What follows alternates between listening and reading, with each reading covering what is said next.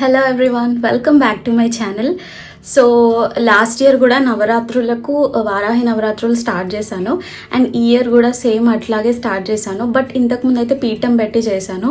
ఇప్పుడు కొంచెం పాప సతాయిస్తుందని చెప్పేసి పూజ గదిలోనే ఒక ఫోటో దగ్గర రీప్లేస్ చేశాను. చాలా చాలా ప్రశాంతంగా ఓన్లీ అష్టోత్తరాలు అండ్ షోడశోపచారాలు అట్లా సింపుల్గా అయితే చేసుకున్నాను. మొత్తం కంప్లీట్ వ్లాగ్ అయితే పోస్ట్ చేస్తాను. 2 days కలిపి పెడుతున్నాను. నేను ఎలా చేస్తానో ఈ వీడియోలో అయితే షేర్ చేసుకుంటాను.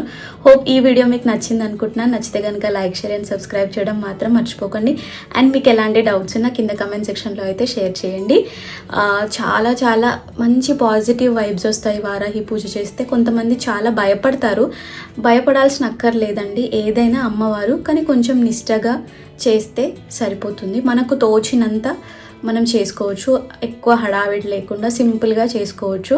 అండ్ బ్రహ్మచర్యం పాటించడం కానీ లేకపోతే ఉపవాసం ఉండడం కానీ అది చేసుకోవచ్చు. పిల్లలుంటే కొంచెం ఇబ్బంది ఉంది అనుకుంటే మీరు నార్మల్గా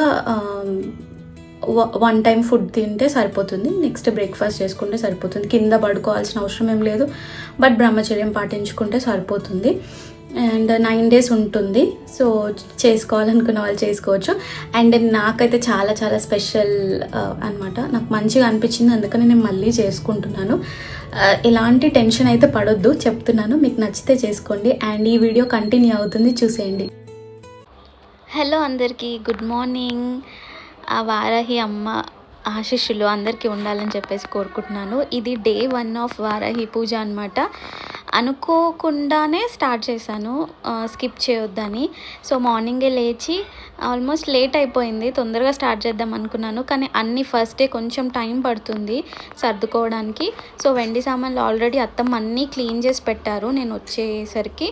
సో ఒక్కసారి మళ్ళీ ఏవైతే నైవేద్యం గిన్నెలు అవన్నీ క్లీన్ చేసుకుంటే సరిపోతుంది. అండ్ ఫస్ట్ గడపలు బయట వాకిట్లో ముగ్గులు వేసుకొని తులసమ్మ దగ్గర ముగ్గేసేసుకొని తర్వాత పూజ గది దగ్గర కొంచెము క్లీన్ చేసేసుకుంటున్నాను. క్లీన్ చేసేసుకునే లోపల ముగ్గేసి పెట్టేసుకుంటే సరిపోతుంది. అండ్ అన్నీ వెండి సామాన్లు ఆల్రెడీ కడిగింది కాబట్టి క్లీన్ చేసుకున్నాను. అండ్ ఇది నా దగ్గర ఉన్న వారాహి అమ్మవారి ఫోటో గ్రీన్ కలర్ శారీతో ఉంది. చాలా చాలా బాగుంది. విగ్రహం పెట్టుకుంటే కొంచెం వాషింగ్ అదంతా ఇబ్బంది అవుతుంది చెప్పి ఫోటో లాస్ట్ ఇయరే తీసుకున్నాను. అండ్ బుక్ తీసుకోలేదు, ఎందుకంటే పీడిఎఫ్ ఆల్రెడీ మనకు ఆన్లైన్లో అవైలబుల్ ఉంది కాబట్టి ఇంకా పీడిఎఫ్ లేకున్నా నార్మల్గా మనం అష్టోత్తరాలు కానీ లేకపోతే షోడశోపచార పూజ ఎవ్రీథింగ్ మనకు ఆన్లైన్లో దొరుకుతుంది. సో వెండి సామాన్లన్నీ మళ్ళీ మొత్తం తుడుచుకుంటున్నాను తడి లేకుండా. మామూలుగా అయితే నైవేద్యము అమ్మవారికి ఎక్కువగా బెల్లంతో చేసిన ఐటమ్స్ పెట్టాలని అంటారు. అండ్ ఇక్కడ నేను వత్తులు చేస్తున్నాను. వత్తులు ఎర్ర వత్తులు అయితే అమ్మవారికి చాలా బాగా ఇష్టమని ఎర్రవి ప్రిఫర్ చేస్తే బెటర్. అండ్ ఇంకొకటి విషయం ఏంటంటే అక్షంతలు కూడా కొంచెము కుంకుమ పసుపు ఎక్కువగా కాకుండా కుంకుమ ఎక్కువ కలుపుకోండి. ఎర్ర అక్షంతలు అయితే చేసి పెట్టుకోండి. మీ అందరికీ ఐడియా ఉంటుంది, బట్ నేను చేసే విధానం చెప్తున్నాను. ఎక్కడైనా పొరపాటు ఉంటే తప్పు చేస్తే క్షమించండి, నాకు కూడా తెలియదు, ఇప్పుడిప్పుడే నేను చేస్తున్నాను.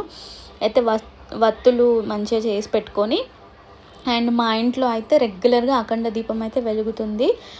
మనము దుర్గాదేవి దగ్గర అఖండ దీపం వెలుగుతుంది. సో ఇక్కడ వచ్చేసి నెయ్యి దీపాలు పెడుతున్నాము. ఈ 9 days నెయ్యి దీపాలే పెడతాను, తులసికి కానీ అమ్మవారికి.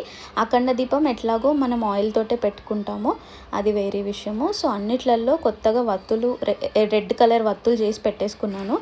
అండ్ ఇక్కడ మత్స్యంత్రంలో వాటర్ పోసేసుకున్నాను. ఇది మా ఇంట్లో జరిగే పూజ రెగ్యులర్గా చేసే పనులు అనమాట. ఇవి చేయకుండా పూజ చేయరు మా ఇంట్లో. మోస్ట్లీ కంపల్సరీ ఇది చేయాలి. అన్నీ ఫ్రెష్గా వాటర్ అన్నీ మార్చుకోవాలి.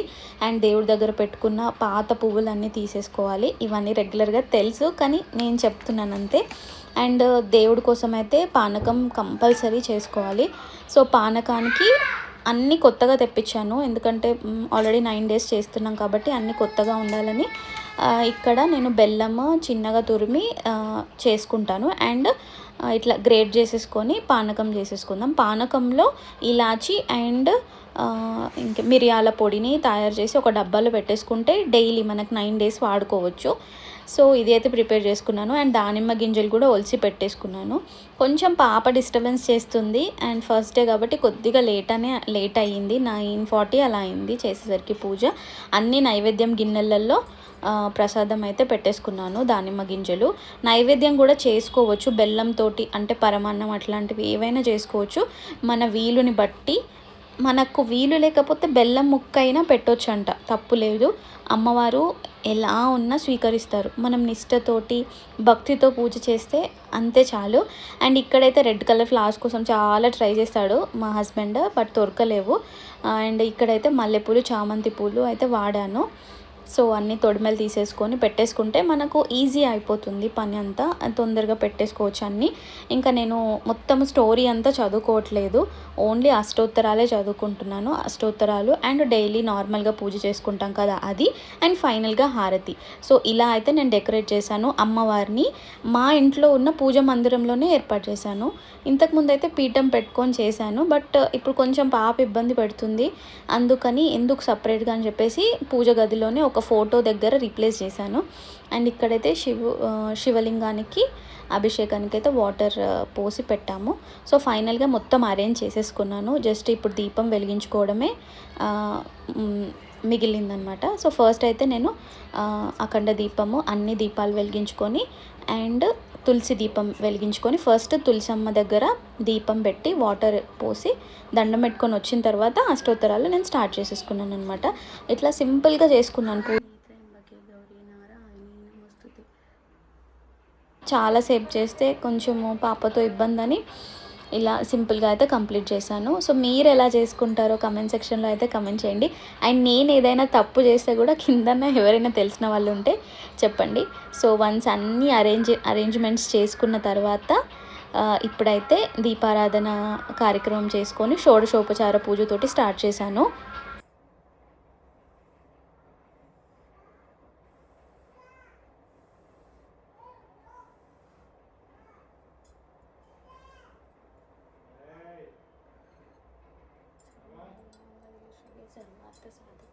శరణ్యే త్రయంబకే గౌరీ నారాయణీ నమోస్తుతే. ఓం శ్రీ మాత్రే నమః.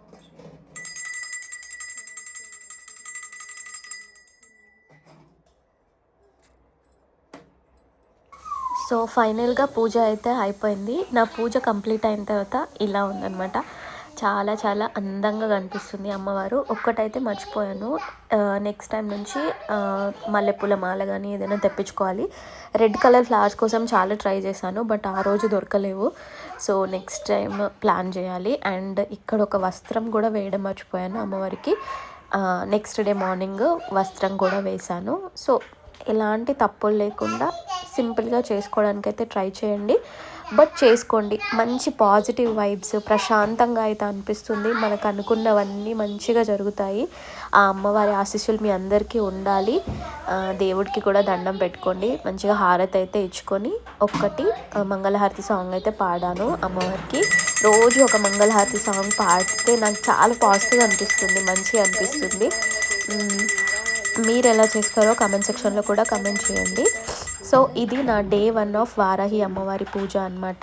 సో కంప్లీట్గా పూజ నాకు తోచినట్టు నేను చేసుకున్నాను.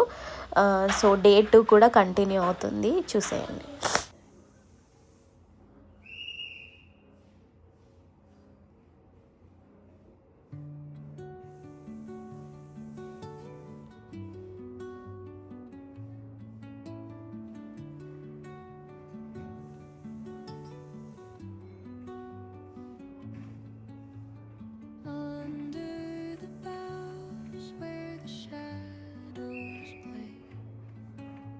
The wind hums soft.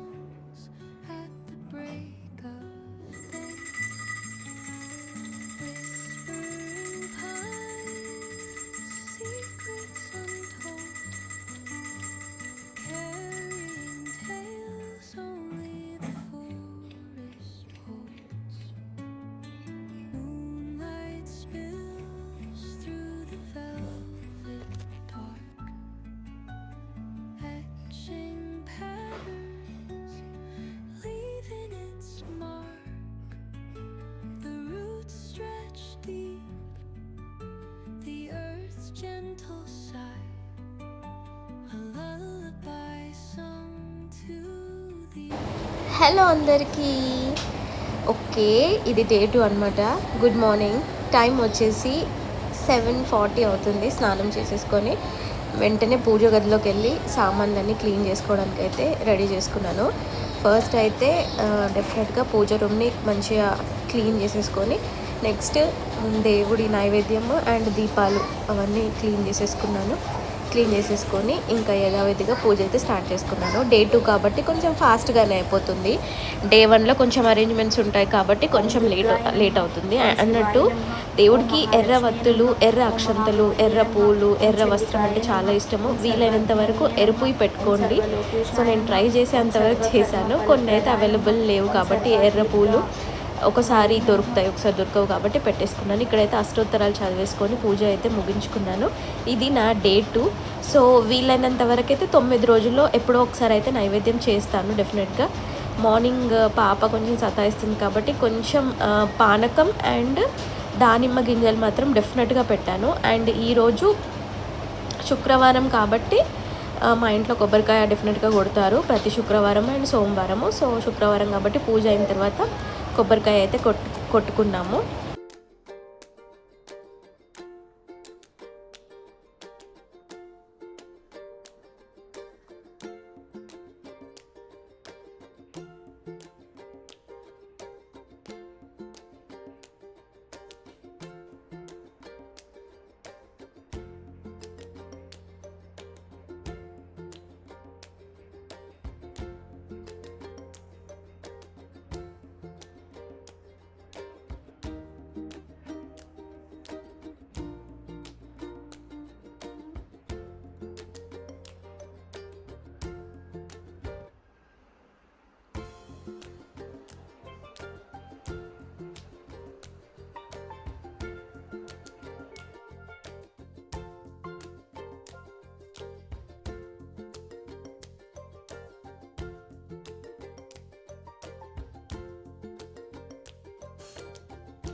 So చూసారు కదండి, నా వారాహి నవరాత్రి పూజ స్టార్ట్ చేశాను. మా హస్బెండ్ కూడా నాకు కంప్లీట్గా సపోర్ట్ చేస్తారు. అన్నీ నేను అడిగినవన్నీ పూజకు తీసుకొని వస్తారు. సో మీరు కూడా కంపల్సరీ చేయాలనిపిస్తే మనసులో అనుకుంటే డెఫినెట్గా చేయండి. దేవుడి పూజకి అసలు మనం ఎలాంటి థాట్స్ అయితే పెట్టుకోనక్కర్లేదు. సో మీరు హ్యాపీగా చేసుకోవచ్చు. సో కనుక ఒక లైక్ చేయడం మాత్రం మర్చిపోకండి. Till then bye.